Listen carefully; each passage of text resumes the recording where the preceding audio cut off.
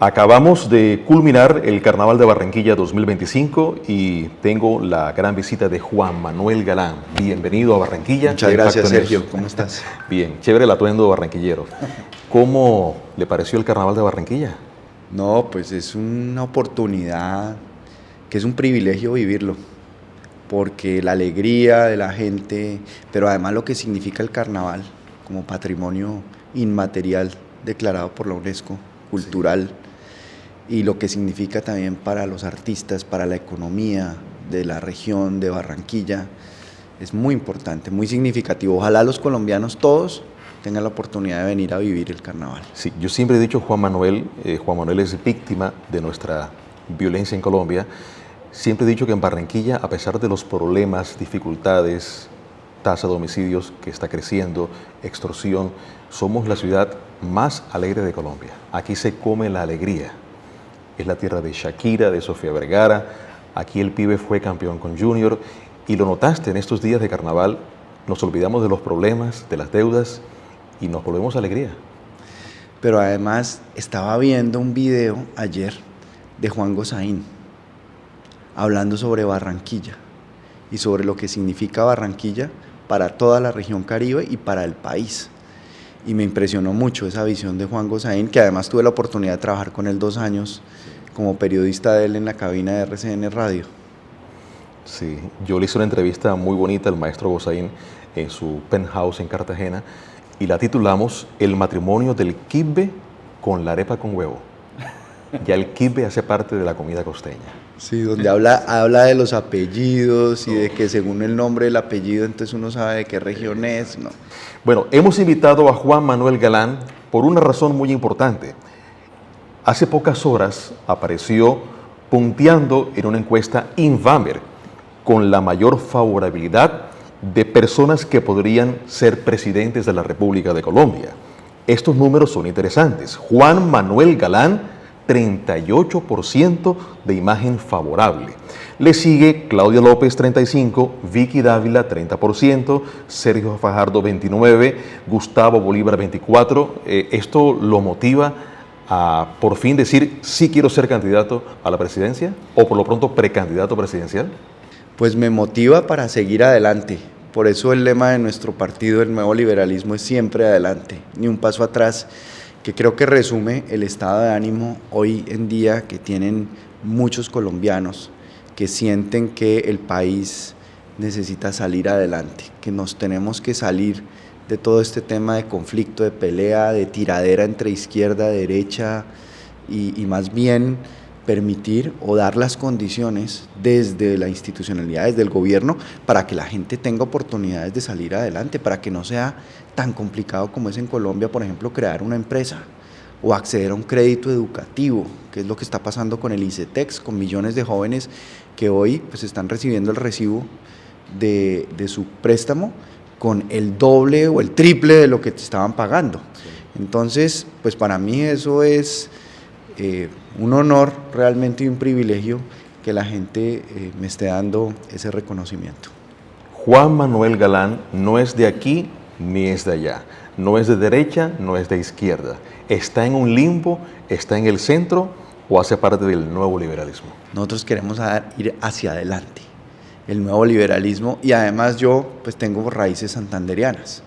Los tenderos de Barranquilla son todos santanderianos, que además son los que están siendo víctimas de la extorsión en este momento, que es un flagelo que está atacando a Barranquilla tremendo y donde tenemos que trabajar con los barranquilleros para derrotar a la extorsión. Y pues viniendo de Santander, 8 generaciones de mi familia Galán vienen de Charalá, de un hermano de José Antonio Galán, el comunero, que empezó con rebeldía, partidario de cambio y de transformación. Nosotros creemos en el nuevo liberalismo, que la gente sigue anhelando un cambio. Ese cambio fue traicionado, fue desilusionado por el actual gobierno, en muchos sentidos. Y tenemos que responder a ese anhelo de cambio que tienen millones de colombianos, pero también tenemos que responder a recuperar la seguridad en el territorio, en las ciudades, a derrotar el hurto callejero, la extorsión, el microtráfico que está azotando a ciudades como Barranquilla. En la encuesta también de Invamer aparece la seguridad como el punto número 1 en un 80% en Barranquilla. Sí, Juan Manuel, Barranquilla atraviesa un momento muy difícil y quisiera saber, la pregunta, problema de esta entrevista es, ¿votaría por Juan Manuel Galán a la presidencia de Colombia para que conozcamos todos cómo está la imagen, la percepción del barranquillero y del ser Caribe con esta posible aspiración? ¿Qué haría si llegase a ser presidente Juan Manuel Galán con narcotráfico, el eterno problema? Su señor padre murió por culpa del narcotráfico. Y recuerdo muy bien que sepultándose a Pablo Escobar, su hermana dijo entre lágrimas y con voz alta, ¿ustedes creen que con la muerte de Pablo se acaba el narcotráfico? Han pasado muchas décadas y seguimos muriéndonos y matándonos por el narcotráfico. ¿Qué haría con los grupos delincuenciales organizados que nos azotan en Barranquilla, la extorsión y narcotráfico? Bueno, lo primero que tenemos que hacer es recuperar la autoridad, el orden y las capacidades de la fuerza pública para proteger a la población frente a flagelos como el narcotráfico y al microtráfico. Hoy en día la fuerza pública está disminuida en sus capacidades morales, sus capacidades de activos militares como los helicópteros, que son fundamentales para proyectar fuerza, para transportar tropa, está disminuida en inteligencia, el haber roto las relaciones diplomáticas con Israel, un país con el que traíamos una tradición muy larga de cooperación en materia de seguridad, ha afectado profundamente a la fuerza pública, especialmente al ejército. La salida de tantos generales experimentados, más de 2000 años en experiencia se han perdido en esas purgas que ha hecho el actual gobierno de sacar generales de la fuerza pública. Tenemos que recuperarle a la fuerza pública también la financiación que requiere, la tecnología, la inteligencia artificial, los drones. Por ejemplo, en materia de seguridad, hay una cosa muy importante que se puede hacer, que es la articulación entre el sector privado y la policía. Las empresas de vigilancia y seguridad privada en Colombia tienen un pie de fuerza de 400.000 hombres, que si trabajan articuladamente con la policía, desde los CAI, por ejemplo, para a través de tecnología, de drones, de pantallas, de inteligencia artificial, poder hacer una presencia articulada. Tenemos que entregarle las cárceles y los establecimientos penitenciarios y carcelarios a las empresas de seguridad privada y de vigilancia. El IMPEC es una institución que se volvió inviable. ¿La acabaría? Hay que transformarla o liquidarla. Obviamente, pues con un retén social para los miembros del IMPEC, pero la entrada de celulares a las cárceles y desde las cárceles la extorsión que se da a través de esos celulares, pues hay que intervenir las cárceles no pueden seguir como están, porque se han vuelto santuario del crimen.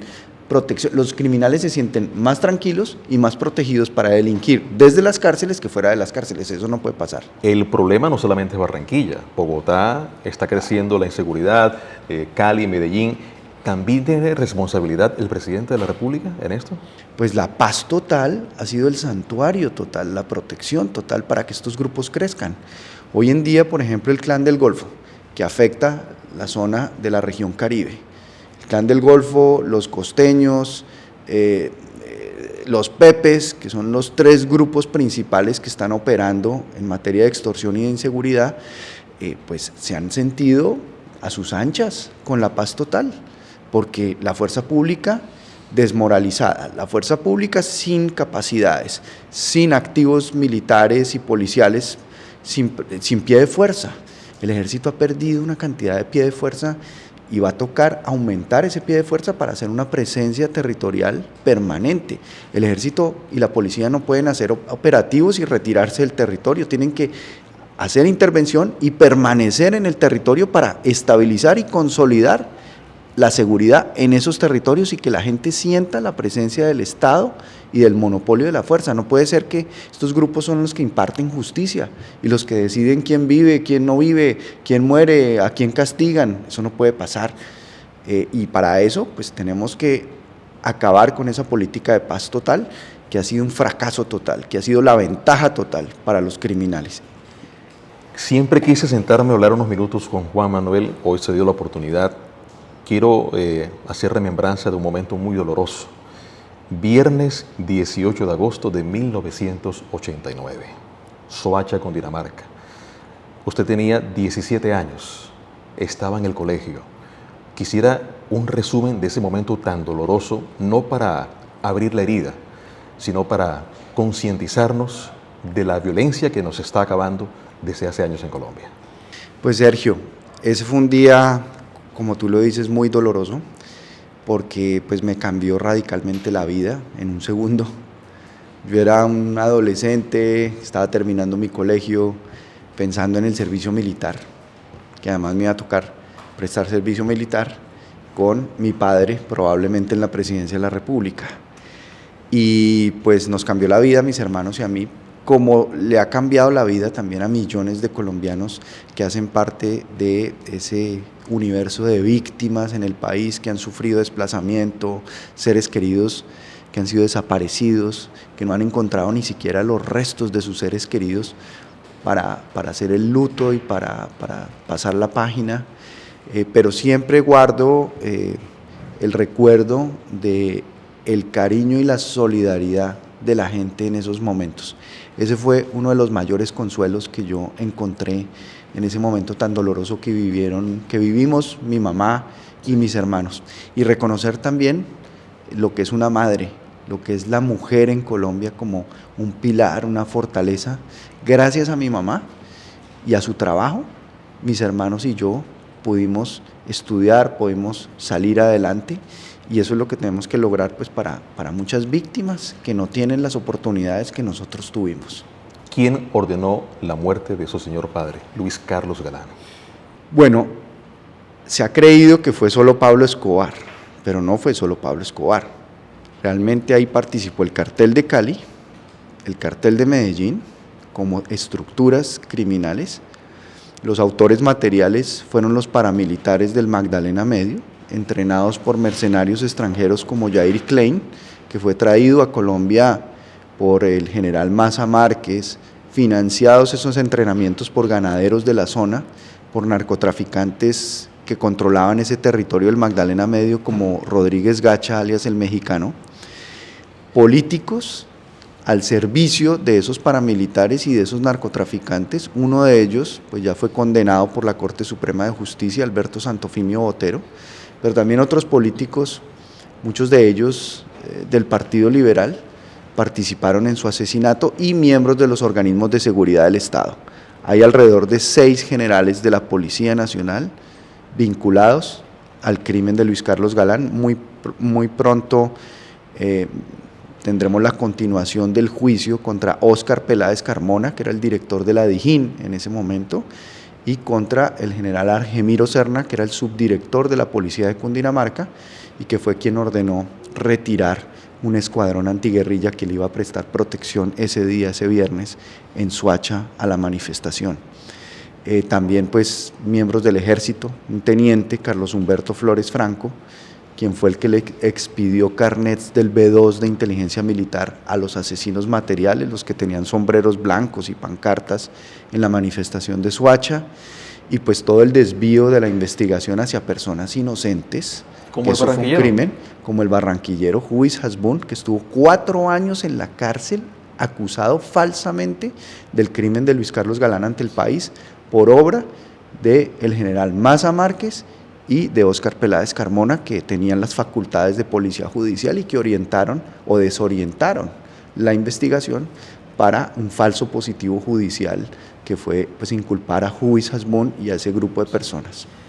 Yo tenía más o menos unos 22, 24 años para ese entonces, año 89, y vi a Luis Carlos Galán con una oratoria magistral. Yo en mi vida he visto 2 personas así, Roberto Gerlain y Luis Carlos Galán. Qué oratoria tan impresionante.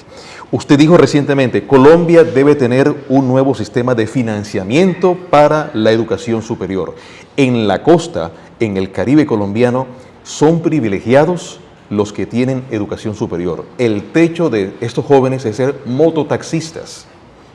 ¿Cómo financiamos esto, Juan Manuel, para que estos jóvenes dejen la delincuencia, el mototaxismo y sean profesionales? Oportunidades. Así como hay una palabra clave, eje fundamental de la propuesta que el nuevo liberalismo le quiere hacer a los colombianos, que es seguridad, también es oportunidades, porque la seguridad solo será sostenible si los jóvenes tienen oportunidades de formarse en competencias, en ciclos de educación que sean pertinentes para la demanda laboral. Hoy en día las nuevas tecnologías, la inteligencia artificial, la robótica, está dándole un vuelco total al mercado laboral y al sistema educativo. Y Colombia tiene que asimilar esos cambios porque los jóvenes hoy están demandando de la institucionalidad, del gobierno, oportunidades para acceder a formación en competencias, para ser emprendedores. Y para ser emprendedores necesitan capital, necesitan formación, necesitan también el bilingüismo. El aprendizaje del inglés en nuestro país está tremendamente rezagado y hay muchas oportunidades que los jóvenes pierden por no saber inglés. Tenemos que establecer la enseñanza del inglés en todos los colegios públicos y privados, desde el preescolar en adelante, porque eso le va a dar unas herramientas a los jóvenes, no solamente para desempeñarse laboralmente, sino para acceder a una cantidad de información, de cultura, de posibilidades que no acceden por no saber inglés. Pongo un ejemplo. Colombia es número 1 en el mundo en diversidad de aves. ¿Cuántos guías turísticos bilingües especializados en conocimiento de las especies de aves podríamos tener, que podrían ser emprendedores y atender turistas que vengan de Australia, que vengan de Europa, de Asia, avistamiento de aves, en donde pues los jóvenes ahí tienen una gran oportunidad en todos los territorios en donde estos grupos criminales están imponiendo su ley, como el Clan del Golfo, que ha crecido a punta de franquicias. Sí, se acercan las elecciones a Congreso y a Presidencia. Juan Manuel vuelve al Congreso, luego de 3 periodos, aspira a la Presidencia. Yo aspiro a contribuir a que Colombia salga adelante en la posición del equipo que me corresponda jugar. Quiero jugar en ese equipo, pero quiero jugar en equipo, no quiero jugar solo. No me creo Mesías, no me creo caudillo, no me creo indispensable, insustituible. Simplemente tengo el deseo de que Colombia salga adelante. Aquí se trata de Colombia, aquí se trata del país. Y el país, el año entrante, va a definir un rumbo que esperamos sea el rumbo de la democracia, sea el rumbo de las oportunidades, de la seguridad. Eso es lo que tenemos que trabajar y tenemos que trabajar en el Congreso, porque el Congreso de la República va a ser fundamental para el próximo periodo presidencial. No sacamos nada eligiendo un presidente si no tiene un Congreso que lo acompañe, y que lo acompañe no a punta de mermelada, no a punta de cupos indicativos, que lo acompañe por convicción, por vocación de servicio al país.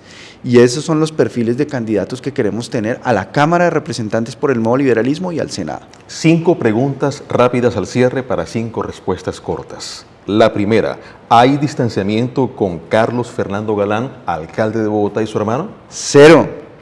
Mi hermano y yo hemos logrado superar tantos retos y dificultades en la vida gracias a nuestra relación de hermanos. Por encima de la política, por encima de lo que sea, somos hermanos. Vicky Dávila. Vicky Dávila es una gran persona, una gran periodista. Trabajé con ella en RCN, con Juan Gozaín, 2 años, y es una persona que desde el periodismo le ha aportado mucho al país. Gustavo Petro Urrego. Una gran frustración para el país, para millones de personas que esperanzadas votaron por él pensando en que representaba el cambio, y esa promesa de cambio fue traicionada por él mismo. Álvaro Uribe Vélez. Bueno, un expresidente que los colombianos reconocen que tuvo un impacto muy importante en la recuperación de la seguridad, pero esa política de seguridad también tuvo lunares como los falsos positivos, lunares que el país conoce, y no podemos regresar a esa vieja política de seguridad. La nueva seguridad es con oportunidades. Gloria Pachón. Le debo la vida y le debo el espíritu también. Una mujer que es el arquetipo de la mujer colombiana, resiliente, inteligente, discreta, ha sido todo en mi vida. Y un bonus track, Luis Carlos Galán Sarmiento. Mi faro, mi luz, mi brújula, mi inspiración, por amor a su causa es que me levanto todos los días a trabajar en esta política. Bienvenido a Barranquilla. Queda la pregunta problema en redes sociales. ¿Votaría por este señor, 3 veces senador, quizás candidato presidencial, Juan Manuel Galán? Opinen a través de Impacto News, el medio mejor informado.